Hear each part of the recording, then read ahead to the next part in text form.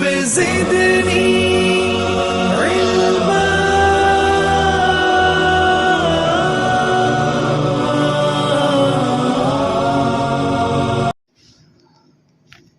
الحمد لله وحده والصلاة والسلام على من لا نبي بعده وعلى آله وأصحابه الذين أوفوا عهده. أما بعد فأعوذ بالله من الشيطان الرجيم. بسم الله الرحمن الرحيم. أم كنتم شهداء إذ حضر يعقوب الموت إذ قال لبنيه ما تعبدون من بعدي قالوا نعبد إلهك وإله آبائك إبراهيم وإسماعيل وإسحاق إلها واحدا ونحن له مسلمون. عزیزان محترم، گزشتہ ہفتے بھی میں نے اسی آیت کریمہ کو تلاوت کی تھی.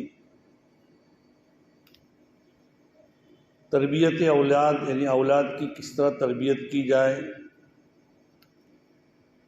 ان کی تعلیم و تعلم کا کس طرح علم حاصل کر رہے ہیں، اس تمام کی ذمہ داری والدین کی ہوتی ہے. اسی لیے کہا جاتا ہے والدہ پہلا مدرسہ ہے. اسی لیے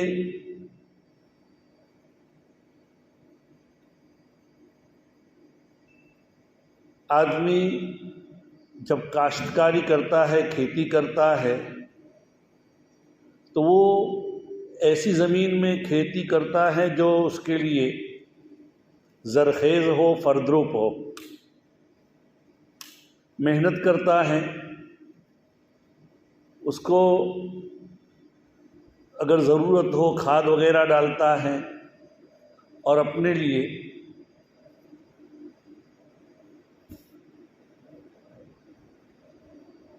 مفید ہو ایسی کوشش کرتا ہے. آدمی کو بھی چاہیے کہ کیسی عورت سے نکاح کرے. شریعت نے اس کی طرف رہنمائی کی ہے. تنکح المرأة لأربعین لمالها ولجمالها ولحسبها ولدینها فاظفر بذات الدین تربت یداک، او کما قال علیہ الصلاۃ والسلام. اللہ کے رسول صلی اللہ علیہ وسلم فرماتے ہیں عورت سے نکاح کیا جائے، 4 بنیاد پر نکاح کیا جاتا ہے. مال کی بنیاد پر کہ وہ مالدار گھرانے کی ہے. تو اتنی بات یاد رکھیں کہ مال تو ذل زائل ہے. صبح کا فقیر شام کا امیر ہوتے ہوئے دنیا نے دیکھا ہے، اور شام کا امیر بادشاہ وقت اس کو صبح میں فقیر اور ایسی جگہوں سے کھاتے ہوئے دیکھا ہے کہ جہاں کھانا بھی انسان کھڑا رہنا بھی تصور نہیں کرتا. ہمارے لیے ہمارے اس زمانے کے اندر بھی ایک بہت بڑی عبرت کی بات ہے. ایک ملک کا بادشاہ تھا، اس کے اوپر حالات آئے تو وہ بھاگا اور کیسے مارا گیا. وہ کھانے کے لیے ایسی جگہوں سے کھاتا تھا جہاں لوگ ڈالتے تھے، اور وہ مارا گیا. ابھی کچھ 15-20 سال سے پہلے، میں نام نہیں لیتا، ایسے حالات آتے ہیں. اس کے پاس اتنا مال دولت تھا کہ اس نے جب پکڑے جانے کا اندیشہ ہوا تو اتنا زیادہ مال، کئی 2-3 ہوائی جہاز سونے کی شکل میں دوسرے ملک بھیج دیا کہ کام آئے گا. اس لیے مال کسی کو کام نہیں آتا. تو عورت سے نکاح کیا جاتا ہے مال کی بنیاد پر، یا اس کی خوبصورتی کی بنا پر، جمال کی بنا پر. خوبصورتی بھی دیکھیے، خوبصورتی ایک عارضی شے ہے. حسن سیرت مستقل، حسن صورت عارضی. صورت کی جو حسن ہوتا ہے وہ عارضی ہوتا ہے. اخلاق کا جو حسن ہوتا ہے وہ ہمیشہ ہمیشہ رہتا ہے. اگر منہ پر چیچک کے دانے لگ جائیں، چیترا کے، یا کچھ اور نکل آیا یا کوئی ایسی بیماری ہو گئی تو وہ اس کا بدن پورا کا پورا پگھل جاتا ہے اور چہرہ بعض مرتبہ بد شکل بن جاتا ہے، بدنما بن جاتا ہے۔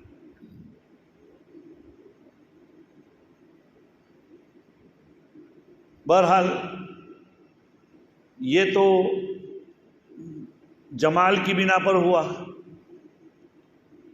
بعض مرتبہ خاندانی نسب کی بنا پر کیا جاتا ہے لیکن اخلاق نہیں ہوتے۔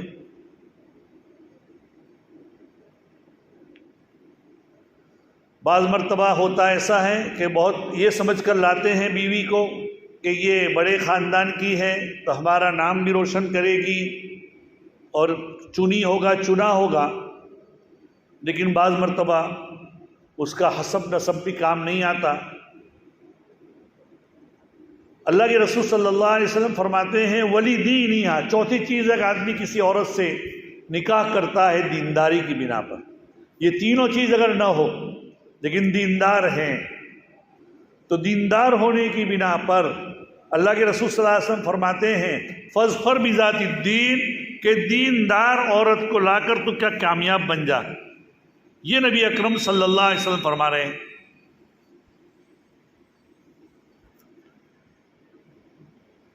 اس لیے کہ دیندار، اس کی بنا پر پورا معاشرہ، گھر کا ماحول وہ دینی ماحول اور دینی تربیت کے اوپر گزرے گا، ہونے والی اولاد بھی نیک ہوگی، وہ اپنے شوہر کو بھی دین کے پر مائل کرے گی، وہ خاندان کے اگر گھر میں کوئی ایسی بے دینی کی بات ہو رہی ہے تو اس کے اوپر بھی کنٹرول کرے گی۔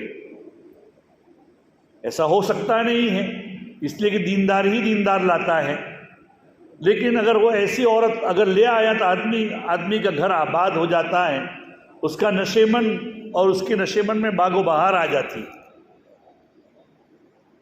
تو شریعت نے یہ کہہ دیا ہے کہ ایسی عورت کو لاؤ کہ جو تمہارے گھر کو آباد کرے، تمہارے گھر کو نبوی اور کتاب اللہ کے مطابق اور حدیث رسول کے مطابق تمہارے گھر کو کیا آباد کرے، تمہارے بچوں کی اچھی تربیت کرے۔ آج انسان یہ سوچتا ہے کہ میرے مرنے کے بعد میرے بچوں کا کیا ہوگا، لیکن یہ نہیں سوچتا کہ میرے بچوں کے مرنے کے بعد ان کا کیا ہوگا۔ دنیا تو ایک عارضی شے ہے، ہمیشہ رہنے والی نہیں ہے۔ بچوں کی تربیت نبوی نہج کے اوپر، دین کے اوپر کرنی چاہیے۔ حضرات انبیاء علیہ السلام نے بھی اپنی اولاد کی یہی فکر کی تھی۔ آج ہمارے بچے کیا تعلیم اسکول میں لے رہے ہیں اس کا ہمیں انداز نہیں ہے، اس کی خبر گیری کرنے والے نہیں، بس میرا بچہ کچھ انگلش اسپوکن اسکول میں داخل ہو جائے اور اچھا انگلش بولتا ہو جائے، یہ ہم سوچ رہے ہیں۔ عزیز و دوستو، یہ ہنر سیکھنا یہ ضروری ہے، یہ جاننا اور زبانیں سیکھنا یہ بھی وَمِنْ آیَاتِهِ اخْتِلَافُ أَلْسِنَتِكُمْ وَأَلْوَانِكُمْ، یہ اللہ تعالیٰ کی نشانیوں میں سے ہے۔ اس کو سکھاؤ، کوئی حرج نہیں، لیکن ہمارا بچہ کہاں جا رہا ہے یہ ہمیں فکر ہونا چاہیے۔ ہمارا بچہ ہم غیروں کے حوالے کر رہے ہیں اور وہ اس کے ایسی تعلیم نبوی نہج کے ہٹا کر وہ غیر نبوی طریقے سے کر رہے ہیں۔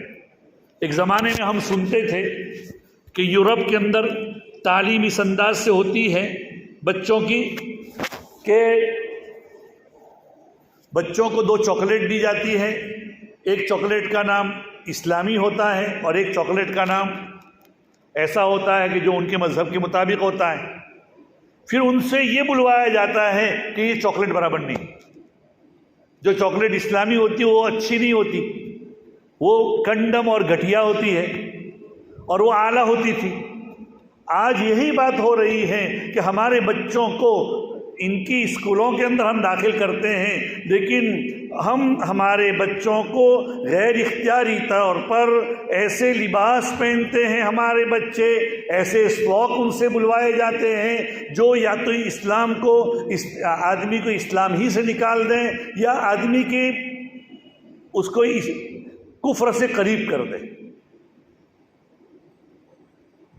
حضرت مولانا علی میاں صاحب نور اللہ مرقدہ کے زمانے میں ہوا ایسا تھا کہ یو پی کی گورنمنٹ نے ہر اسکول کے اندر سرسوتی، جو ان کی یہ لوگ کہتے ہیں کہ یہ تعلیم کی دیوی ہے، تو سرسوتی کو انہوں نے وہاں مسجد کا ہر اسکول کے باہر لگایا یا کلاس کے باہر لگایا، کلاس کے اندر جاتے ہوئے، اور ہر بچے کے اوپر یہ لازم کرنا چاہا کہ تم ہاتھ جوڑ کر اندر جاؤ، اس کی پوجا گویا کر کے جاؤ۔ حضرت مولانا علی میاں صاحب نور اللہ مرقدہ نے حکومت یو پی سے اس وقت ملاقات کی، اس کے ذمہ داروں کی، کہ اگر اس طرح کریں گے تو ہم مسلمان سب بچوں کو اٹھا لیں گے اپنی ان اسکولوں سے جہاں یہ ہوتا ہے۔ یہ تو ہمارے عقیدے کا مسئلہ ہے۔ آج ہم یہ سوچتے ہیں کہ میرا بچہ انگلش بولتا تو ہو جائے، چاہے دین کے اعتبار سے ہم اس کی تربیت کر دیں گے۔ بچے کے ذہن میں بچپن سے جو چیز ڈالی جاتی ہے وہی ہمیشہ رہتی ہے، تو ان کی تربیت کرنے والے اگر غیر ہیں تو ان کے ذہن میں وہ بات رہے گی نہیں۔ اس لیے عزیزو دوستو، ضرورت ہے کہ اپنے بچوں کو دین کی تعلیم دلائیں اور ایسی اسکولوں میں داخل کرائیں کہ جن اسکولوں کے اندر دین کے مخالف یا دین کے بارے میں کوئی ایسی بات نہ ہو، بس سیکولر بات۔ آج ہماری بہت سی ٹیکسٹ بک بھی ایسی آ گئی ہے کہ جس کے اندر غیروں کی باتیں یا غیروں کی یہ ہیں، تو اس سے بھی ذرا سوچنا ہوگا مسلمانوں کو کہ اپنی اسکولوں ہوں، اپنا نظام ہو۔ آج یورپ، امریکہ میں اور یو کے وغیرہ کے اندر مسلمانوں نے اپنی تعلیم کا نظام قائم کیا ہے، مسلمانوں نے اپنا یہ کیا ہے، حتیٰ کہ ابھی اس وقت حکومت یو کے یعنی لندن کی جو اس وقت حکومت ہے، ایک مولانا عبدالحمید ہیں، ان کی اسکول پوری تعلیم ہے ان کی اسکول، تو ان کی اسکول کا پورے یو کے میں ہر سال پہلا نمبر آتا ہے اس کی تعلیم کا۔ ابھی جو حکومت نے اپنی کابینہ، اپنی وزارت تشکیل کی، تو اس مولانا کو اعزازی طور پر اپنے یہاں کا کچھ مدت کے لیے وزیر تعلیم بنایا، ایجوکیشن منسٹر بنایا، ایک مولوی آدمی کو، گجراتی آدمی۔ یہ بالکل صحیح بات ہے۔ آج ہمارے ضرورت ہے کہ ہمارے جو اسکالر ہیں یا پڑھے لکھے لوگ ہیں تو وہ دین کی جو سوجھ بوجھ رکھتے ہیں، لیکن دنیا کی بھی اگر سوجھ بوجھ رکھتے ہیں تو وہ تعلیم کو ہمارے بچوں کی اور اسلامی اسکول کی فکر کریں۔ حضرت یعقوب علیہ السلام میں انتقال سے پہلے قرآن پاک کی میں نے یہ جو آیت کریمہ تلاوت کی، اپنے بچوں کو جمع کیا۔ وہ کن کے بچے معلوم ہیں؟ ان کے باپ نبی یعقوب علیہ السلام کے والد اسحاق نبی، ان کے دادا ابراہیم نبی، گویا کہ یہ نبیوں کی اولاد ہیں۔ آج ہمارے یہاں کسی دیندار گھرانے کی اولاد ہو تو ان کے بارے میں لوگوں کا گمان یہ ہو کہ یہ دین کے اوپر باقی ہے اور یہ دین کے اور شریعت کے تقاضے کے خلاف نہیں کر سکتے۔ اس کے باوجود بھی حضرت یعقوب علیہ السلام نے اپنے بچوں کو جمع کیا اور کہا ام کنتم شہداء، ارے اس وقت تو یاد کرو، تم لوگ کیا اس وقت حاضر تھے جب یعقوب علیہ السلام کو موت آئی؟ اذ حضر یعقوب الموت، پہلے پارے کا بالکل آخری رکوع ہے۔ اذ قال لبنیہ ما تعبدون من بعدی، انہوں نے اپنی اولاد سے کہا کہ تم میرے بعد کس کی پرستش، کس کی پوجا کرو گے، کس کی عبادت کرو گے؟ یہ یعقوب علیہ السلام نے اپنے بیٹوں کو، ان میں سے بعض تو انبیاء بھی ہوئے ہیں، نبی بھی ہوئے ہیں، حضرت یوسف علیہ السلام نبی ہوئے ہیں، ان کے بیٹے ہیں، وہ بیٹوں نے بھی، وہ نبی کے بیٹے تھے، بیٹے نے کیا کیا؟ جواب دیا۔ اس میں حضرت یعقوب علیہ السلام ہمیں اس قسم کی، قرآن نے حضرت یعقوب تک ہزاروں سال پہلے گزر گئے، لیکن قرآن نے اس کو، قرآن کا یہ جز اللہ تعالیٰ نے بنایا اور ہمیں بتایا کہ تم بھی اپنی اولاد کی فکر کرنا، تیری دینداری کافی نہیں ہے۔ اس لیے کہ حدیث پاک میں آتا ہے کہ آدمی کا انتقال ہو جاتا ہے اور آدمی کے انتقال کے بعد اس کو جو نیکیاں ملتی ہیں، ان نیکیوں میں اولد صالح یدعو لہ، نیک بچہ ہوگا جو تیرے لیے دعا ہوگا تو دعا کرے گا، تو یہ دعائیں اور اس کا نیک عمل کا ثواب تجھے پہنچے گا۔